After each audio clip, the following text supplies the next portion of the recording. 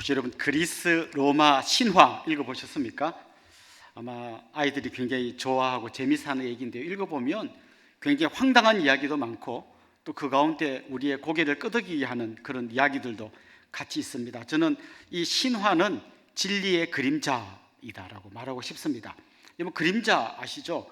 만약 여러분이 아침에 일찍 해가 뜰 때쯤 해를 등지고 딱 서시면 여러분 앞에 그림자가 생길 텐데요, 굉장히 키가 큰 여러분이 거기에 서 있는 것처럼 느껴질 겁니다.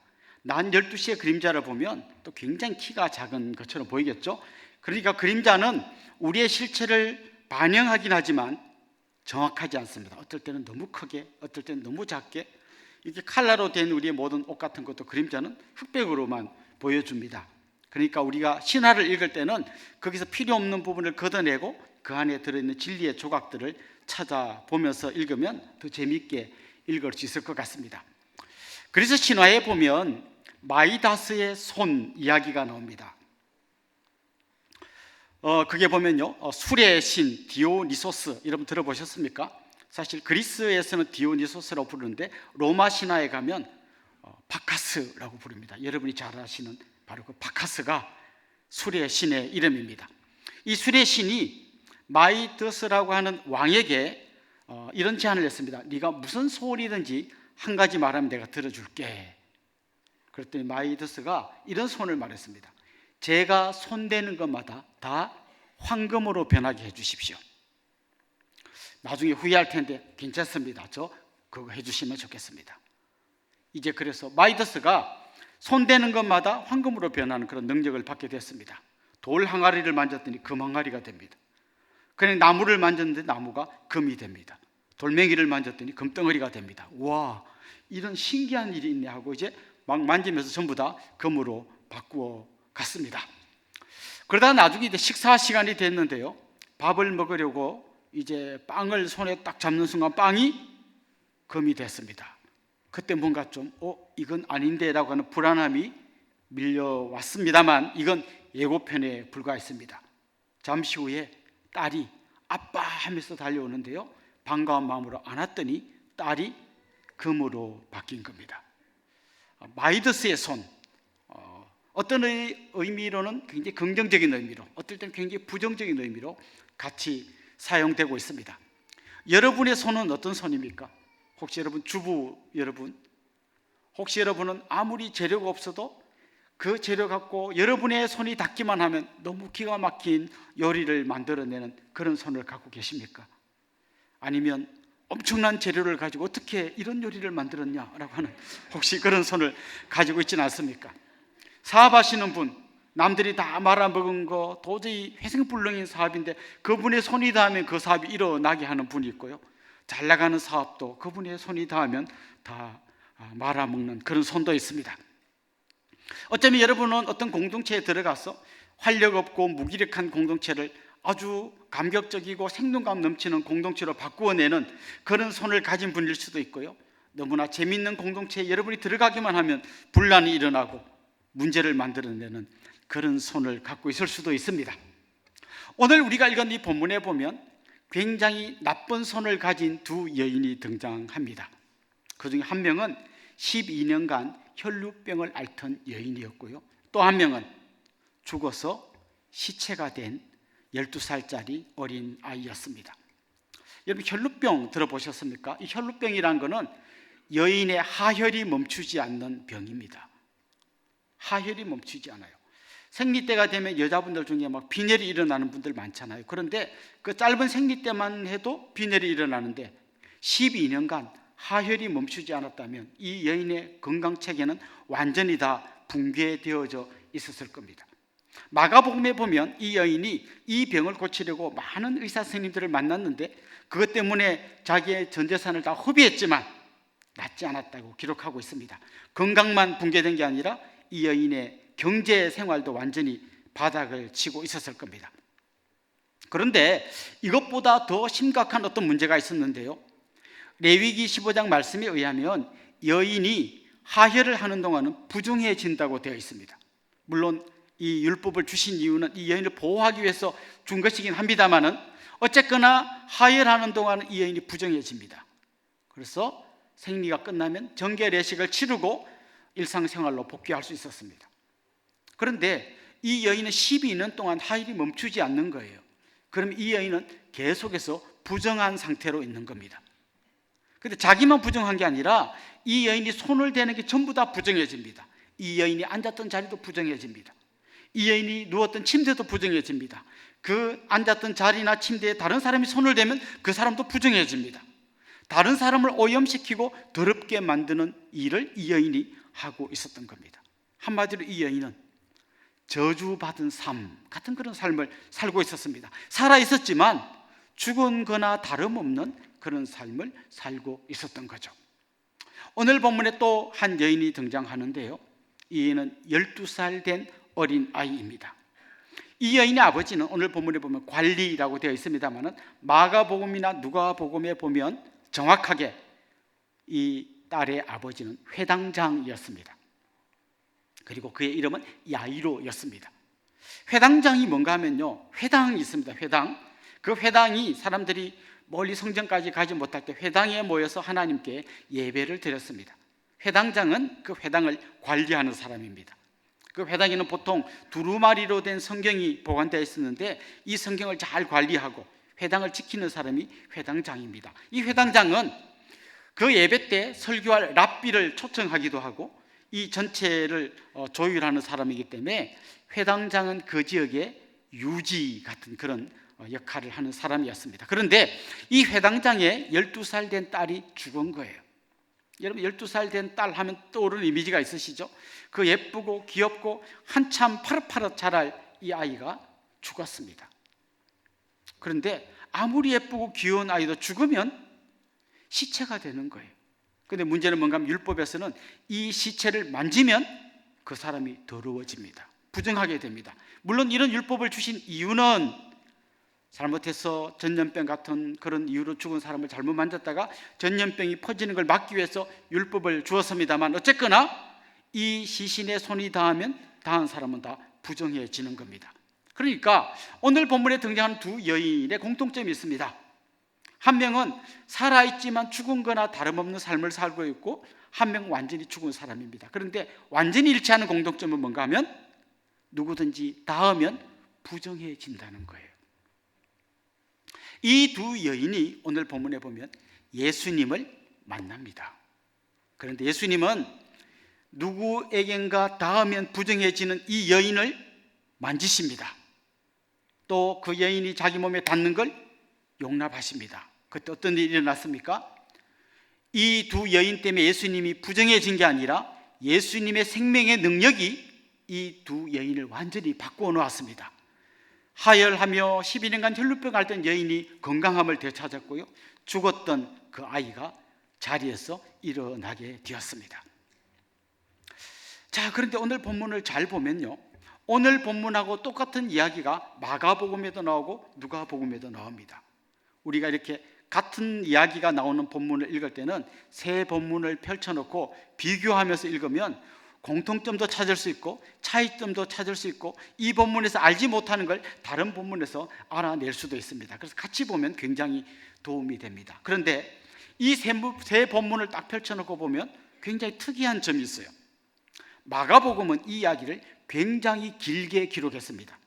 23절 23절을 통해서 이 긴 이야기를 만들어서 아주 자세하게 기록했습니다. 누가복음에 가면 이 이야기가 17절 정도, 그래도 꽤 긴 분량으로 기록되어져 있습니다. 그런데 오늘 마태복음, 우리가 읽은 이 본문은 단 9절만 기록되어 있습니다.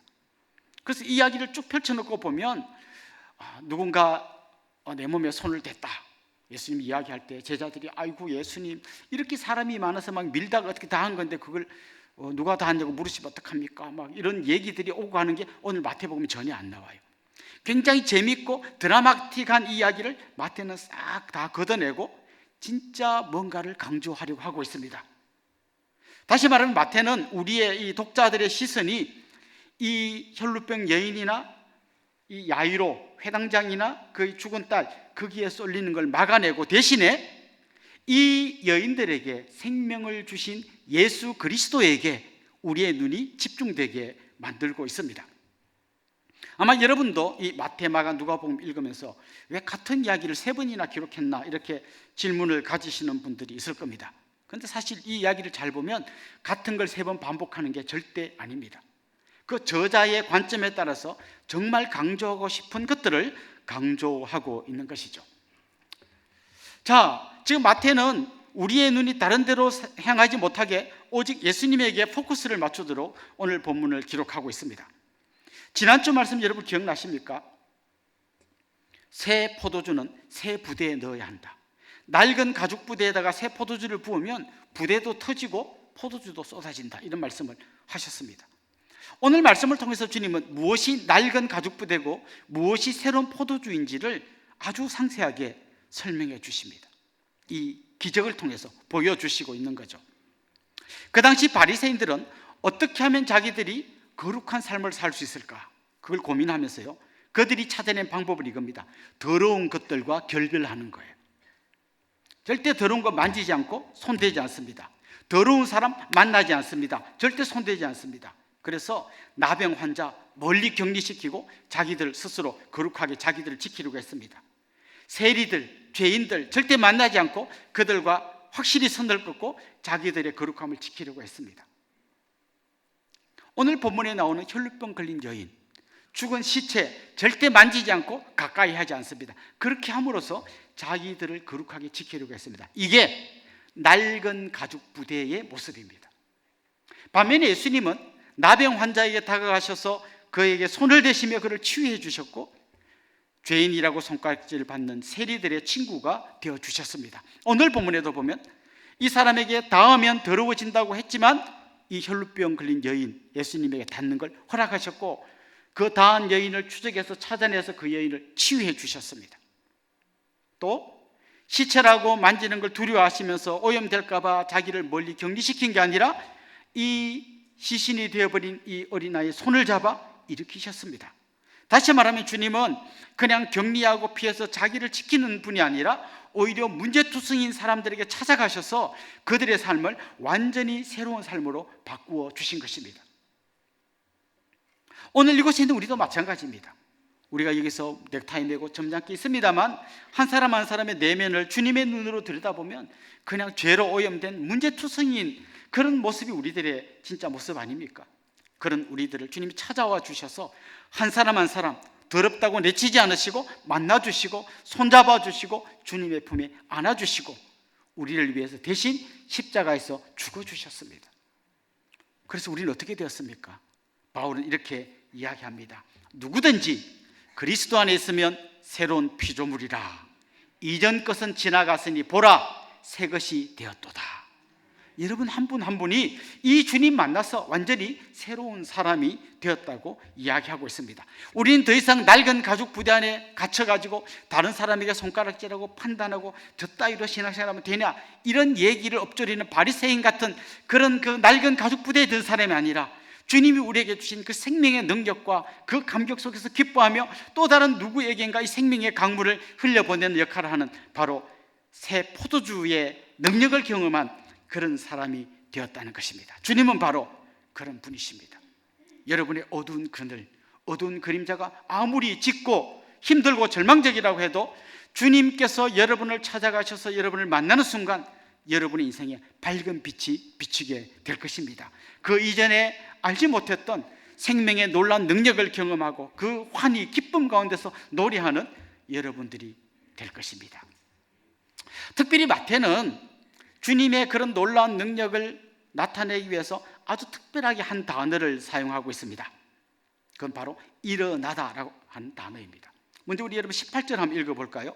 같이 읽읍시다. 예수께서 이 말씀을 하실 때에 한 관리가 와서 절하며 이르되 내 딸이 방금 죽었사오나 오셔서 그 몸에 손을 얹어 주소서 그러면 살아나겠나이다 하니, 그게 빨간 글자 한번 더 읽어볼까요? 방금 죽었사오나, 지금 죽었다는 거예요. 자, 19절 한번 읽어봅시다. 예수께서 일어나 따라가시매 제자들도 가더니, 그게 빨간 글자로 되어 있는 단어가 뭡니까? 일어나다입니다. 일어나다는 이런 거죠. 자, 그 관리가 와서 이야기하니까 예수님이 앉아있다가 일어나서 간 거예요. 일어난 거예요, 자리에서. 그런데 이 일어나다라는 이 단어는 여러 의미로 쓰여지는데, 예를 들면 잠자다가 일어나다, 이때도 일어나다예요. 그리고 오늘 보면 25절에 보면 이런 말씀이 나오죠. 회당장 야이로의 죽은 딸을 예수님이 손잡아 일으키시니 일어났다, 이렇게 됐습니다. 이 일어나다라는 말은 자리에서 일어나다는 뜻도 있고, 자다가 일어나다는 뜻도 있고, 25절에 나온 것처럼 죽었다가 살아나다라는 뜻도 있는 거예요.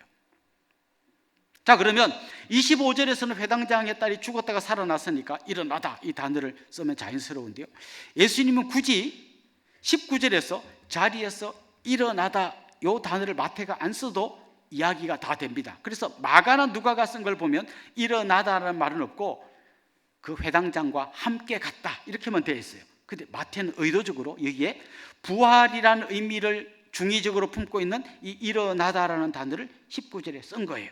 왜 그랬을까요? 지금 마태는 예수님께서 죽으셨다가 부활하셔서 우리에게 놀라운 생명의 은혜를 베풀어 주신다는 것을 암시하기 위해서 이 단어를 의도적으로 사용한 거예요. 자, 무슨 말인가 하면 이런 거죠. 방금 죽었습니다. 그런데 주님께서 마치 죽음의 자리에서 일어나시는 것처럼 일어나셔서 가셔서 그 죽은 딸을 일으켜 주셨다는 거예요. 다시 말하면 예수님의 십자가의 죽음을 통해서 우리의 모든 죄와 슬픔과 아픔과 절망과 죄의 심판이 다 예수님이 다 짊어지고 가신 거예요. 그러나 그걸로 끝난 게 아니라 주님은 죽음 한복판으로 들어가셔서 죽음을 끝장내시고 부활하셨어요. 그리고 부활하신 주님의 그 능력으로, 부활의 그 생명의 능력으로 우리를 찾아오셔서 한 사람 한 사람 손을 잡아 일으켜 주시는 거예요. 절망 가운데서 울고 있는 사람들, 고통 가운데서 그냥 누워서 일어나지 못하는 사람들, 한 사람 한 사람 손을 잡아 일으켜 주셔서 우리에게 생명의 능력을 주시고 주님이 주시는 그 놀라운 기쁨과 감격 가운데 사시도록 우리를 일으켜 주시고 있다는 거예요. 그 마태는 지금 오늘 이 사건이 두 사람을 치유하고 살리신 사건이라는 걸 알려줄 뿐만 아니라 이 사건이 바로 부활하신 예수님이 우리에게 어떤 일을 하실 건가를 보여주는 하나의 예표, 하나의 예고편으로 오늘 이 본문을 기록하고 있는 것입니다. 여러분 중에 눈썰미가 있는 분은 이미 다 알고 계실 건데요, 천주교에서 사용하는 십자가와 우리가 사용하는 십자가에 굉장히 중요한 차이가 있습니다. 여기 우리 성모성지나 이런 데도 십자가가 있는데요, 거기 가서 보시면 그 십자가에는 항상 예수님이 달려 있습니다. 근데 우리가 사용하는 십자가에는 아무도 없습니다. 빈 십자가입니다. 천주교에서는 예수님의 죽음을 강조하고 우리는 예수님의 부활을 강조합니다. 물론 이 둘이 다 중요합니다. 어느 하나가 없다면 우리의 구원이나 우리의 신앙생활은 불가능합니다. 그런데 더 강조하는 것은 우리는 둘 다 중요하지만 부활의 능력을 강조하고 있습니다. 그렇습니다. 예수님은 우리를 위해 죽어주셨습니다. 우리의 모든 짐을 대신 지셨습니다. 우리의 모든 슬픔과 아픔과 고통과 눈물을 자기가 다 짊어지셨습니다. 그게 끝이 아닙니다. 다 짊어지신 주님은 그것을 이제 십자가에 못 박으시고 부활하셔서 우리에게 이전에 알지 못했던 놀라운 감격, 기쁨, 영생의 복된 소식을 우리에게 전해 주시기를 원하신다는 것입니다. 오늘 이 시간 주님이 여러분을 찾아오셔서 한 분 한 분의 손을 잡아주시기를 소망합니다. 여러분 눈에서 눈물을 닦아주시고 여러분 인생의 아픔을 치유해 주시고 정말 죽을 것 같은 삶을 근근히 살아가는 여러분에게 생명의 능력을 주셔서 그 자리에서 달리다 쿰 소녀야 일어나라 라고 하는 것처럼 여러분을 일으켜 주셔서 정말 감격과 기쁨의 삶을 허락해 주시기를 주님의 이름으로 축원합니다. 특별히 예수님께서 이 회당장의 집으로 갈 때 이제 가보면 이 아이가 죽어 있습니다. 근데 죽은 이 아이에게로 가니까 사람들이 이미 죽었습니다. 이렇게 할 때 예수님이 이런 말씀하십니다. 이 소녀가 죽은 것이 아니라 잔다. 그때 사람들이 비웃었습니다. 이분이 아주 분위기 파악을 못하는 것 같은데 이미 죽었습니다. 사실 그게 보면 이미 곡하는 사람이 와서 곡을 하고 있습니다. 이 유대인들의 풍습은요, 누가 죽으면 가족들이 곡을 하는데 곡할 사람이 좀 부족하면요 돈 주고 곡하는 사람을 사와서 곡을 하게 했습니다. 지금은 저는 그런 거 잘 못 봤는데요, 한 20, 30년 전에 저 경북 안동 이런 데 아주 유교적인 분위기가 짙은 그런 곳에 제가 장례식에 이렇게 가보면 그때만 해도 삼배 같은 걸 입고요, 머리에도 뭔가 그런 걸 쓰시고 무슨 막대기를 짚고 집신을 신고 곡을 했어요. 그래서 이렇게 초상집에 들어가면 곡소리가 들립니다. 아이고 아이고 아이고 이런 소리가 들립니다. 근데 가만 보면 울지는 않으시고 입으로만 계속 아이고 아이고를 하십니다. 더 놀라운 거는 이렇게 아이고 아이고 오셨습니까? 아이고 아이고 애들아 손님 오셨다. 아이고 아이고 이렇게 했습니다. 아마 뭐 여기에 누군가 불려왔다면 막 진짜 슬픔을 공감하기보다는 어쩜 이렇게 겉으로만 아이고 아이고 하고 있을지 모르겠습니다. 그런데 주님은 그들에게 이 소녀가 죽은 게 아니라 잔다 이렇게 말씀하셨어요. 주님은 지금 죽은 거랑 자는 거를 구분 못 하셨을까요? 아니요. 주님이 보실 때는 우리 인간이 생각하는 그 절망적인 죽음이 주님이 보실 때는 자는 것 정도밖에 안 된다는 거죠. 분명히 여러분의 가족들 중에서도 이 땅에서 먼저 돌아가신 분이 계실 겁니다. 근데 주님이 보실 때는 이게 자는 것 정도밖에 안 된다는 거죠. 옛날에 이런 이야기를 한번 들은 적이 있습니다. 어떤 어린아이가 병에 걸려서 이제 죽게 되었습니다. 마지막 이 아이가 죽어가면서 아빠에게 물어봅니다. 아빠, 이제 저는 어떻게 되는 거예요? 그때 아빠 이런 이야기를 해줬다 그럽니다. 얘야, 네가 아빠 방에서 분명히 잠들었는데 아침에 일어나 보면 네 방에서 눈을 뜬 적 있지. 네가 잘 동안 아빠가 네 방으로 데려다서 눕혀준 거야. 기억나지?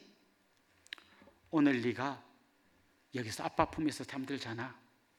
내일 네가 눈을 뜨면 예수님 품에 안겨 있을 거야. 예수님은 죽음을 이렇게 보신 거예요. 이게 끝장나는 거고 절망적인 게 아니라 마치 잠자는 것처럼 천국에서 눈을 뜨게 될 것을 주님은 알고 계신 거예요. 그만큼 주님에게 이 죽음은 그렇게 심각하고 큰 문제가 아니고 주님이 다 해결하셨다는 것을 이야기하고 있는 것이죠. 그리고 주님은 실제로 그 죽었던 아이의 손을 잡아 일으키십니다. 사랑하는 성도 여러분, 부활하신 주님께서 여러분의 손을 잡으실 때 여러분은 죽음을 뛰어넘는 영생의 주인공이 될 것입니다. 이게 우리의 믿음인 거예요. 그래서 사랑하는 사람을 먼저 떠나보냈을 때 그 이별의 슬픔은 있지만 그게 절대로 절망이 될 수는 없는 것이죠. 자, 이제 우리 오늘 이 본문을 요약하면 이런 겁니다. 누군가에게 손을 대면 모두를 부정하게 만들어 버리던 이 여인들이 예수님의 손을 잡았을 때 부정하게 되는 대신에 놀란 생명을 얻게 됐다는 거예요. 자, 근데 여기서 우리가 이런 질문을 한번 던져봅시다. 그 자리에는 이 두 여인만 있었던 게 아니라 많은 사람들이 있었습니다. 그런데 왜 이 두 사람만 이런 놀라운 생명의 능력을 경험했을까요? 사실 예수님은 모든 사람에게 이 은혜의 손을 내미셨습니다. 그런데 바리새인처럼 자기가 이 틀에 갇힌 사람들, 낡은 가죽 부대 안에 들어가 있었던 사람들은 자기의 눈으로 예수님을 재단하고 손가락질하고 잘못됐다고 이야기하면서 예수님이 내미는 손을 거부했습니다. 거부한 그들은 주님의 그런 은혜를 경험하지 못했습니다. 거부까지는 않았지만 그런 예수님을 그냥 구경만 하는 사람도 그런 은혜를 경험하지 못했습니다. 그 은혜를 경험한 사람들은 자기에게는 소망이 없다는 것을 알고 정말 가난한 마음으로, 애통하는 마음으로, 의에 줄이고 목마른 마음으로 주님 앞에 나아갔던 그 사람, 주님은 그들의 믿음을 보셨습니다. 이 여인, 혈루병 앓던 여인, 어떤 의사도 고쳐주지 못하는데 저분에게 닿기만 하면 내 병이 나을 거라는 그 간절한 마음, 낮아진 마음, 그리고 구하고 찾고 두드리는 것처럼 한 걸음 한 걸음 한 걸음 주님 앞에 나아갔던 그 사람이 이 놀란 은혜의 주인공이 된 겁니다. 사랑하는 딸을 잃어버리고 소망 없던 그 아버지가 이제 그냥 그 주님 앞에 무릎을 꿇고, 자기도 나름 이 지역의 유지인데 이 무명의 이 랍비에게 무릎을 꿇을 때 사람들이 얼마나 자기를 우습게 볼까, 그런 걱정하지 않고 무릎을 꿇고 좀 도와주십시오, 낮은 마음으로, 가난한 마음으로, 애통하는 마음으로, 줄이고 목마른 마음으로 갔을 때 그들의 삶 가운데 놀라운 주님의 능력이 나타나게 되었다는 것입니다. 오늘 우리에게 필요한 자세가 바로 이런 겁니다. 나는 이 낡은 가죽 부대 안에 들어가서 권사가, 집사가 저 따위로밖에 신앙생활을 못하는 손가락질하는 대신에 주님의 은혜가 아니면 저에게는 소망이 없습니다. 저를 불쌍히 여겨 주십시오. 낮은 마음으로 주님 앞에 엎드리며 나아갈 때 주님은 그분들의 손을 잡아주시고 일으켜 주시고 새로운 생명의 능력을 부어주실 줄로 믿습니다. 사랑하는 성도 여러분, 여러분의 손길이 닿는 곳에서 어떤 역사가 일어나고 있습니까? 저는 여러분이 먼저 그 생명의 능력으로 찾으신 주님의 손을 잡기를 원합니다.